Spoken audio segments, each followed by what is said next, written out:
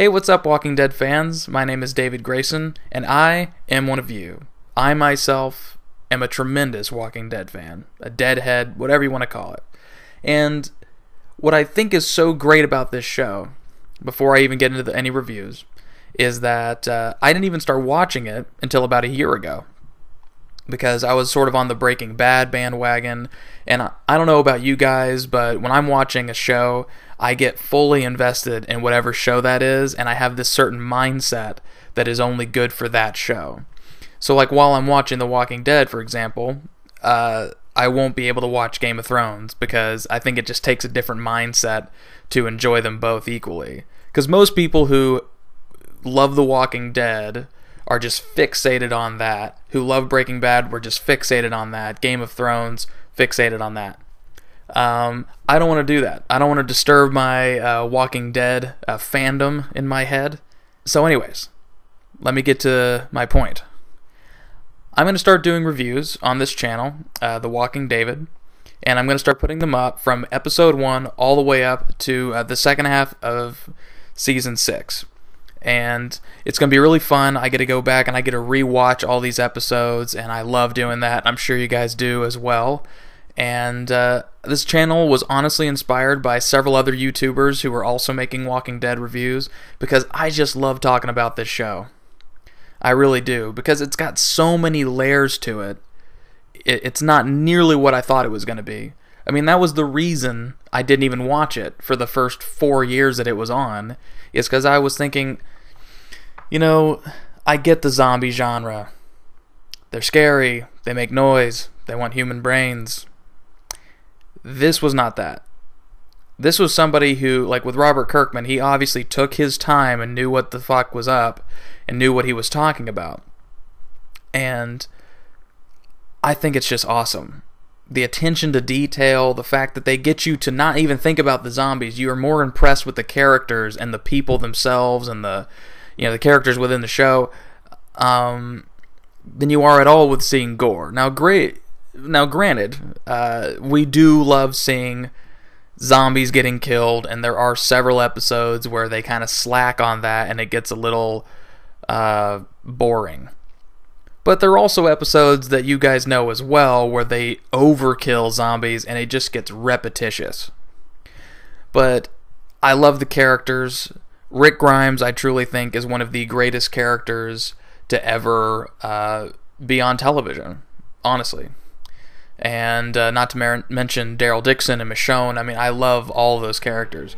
But since the story starts with Rick, that's where we need to start. So let's get into it. Episode 1 of The Walking Dead.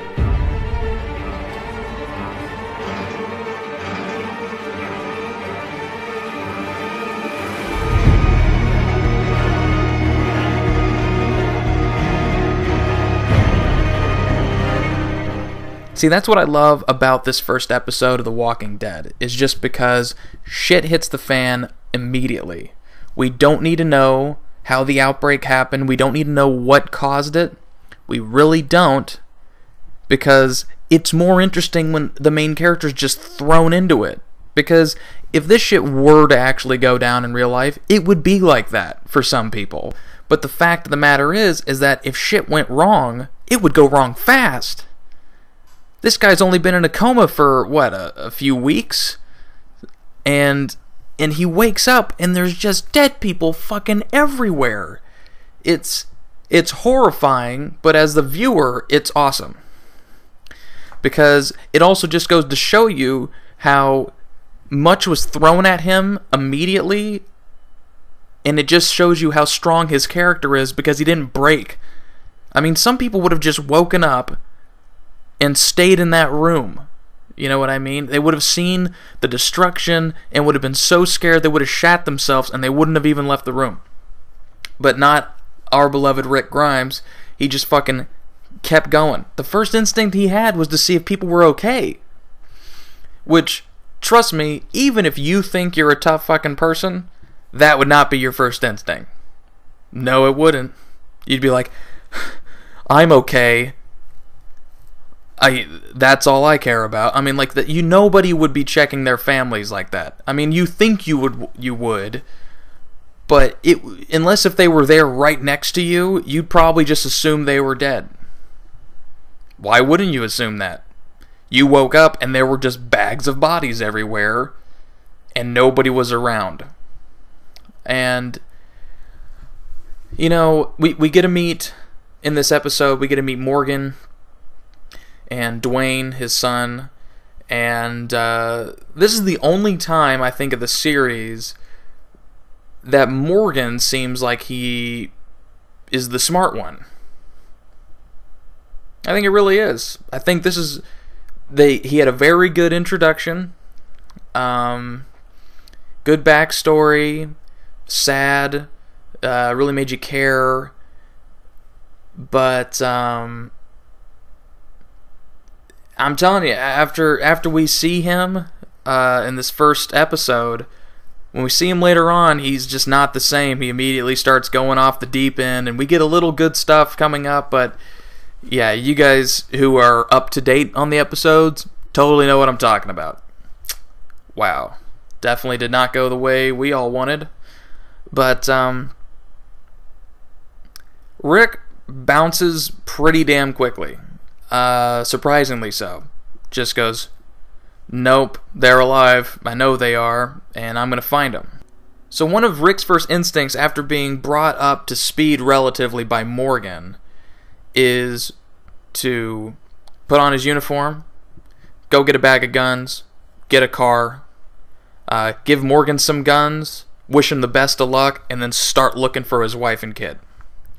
And that's extremely admirable, and it just shows you how tough he is. He's just tough as nails. So, as we all know, he has that famous scene of him kind of riding on horseback into Atlanta with all the cars trying to leave the city, and him being the sole person going back because, I mean, it's a ghost town. Shit hit the fan, and in a highly densely populated area, for an outbreak like that to happen, you can just imagine how quickly it would get out of control. I mean, that's the kind of stuff that they're trying to do with Fear the Walking Dead. They're not succeeding all that well with it. They really aren't. They got the shaky camera down, but I just like the fact that he shows up, he rounds a corner, and there's like a million of them. Imagine that, just on a horse by yourself, and there's a million of those things, and you don't even know anything about them. Other than, yeah, trust us, they're dead. They're very dead. But it's just, there's so many. And being all alone and having to deal with that would be horrific. But once again, he's not breaking. His immediate instinct is to just run, find a place to hide. He's got his bag of guns. He's got to find a place to hide. Can't be on this horse the entire time.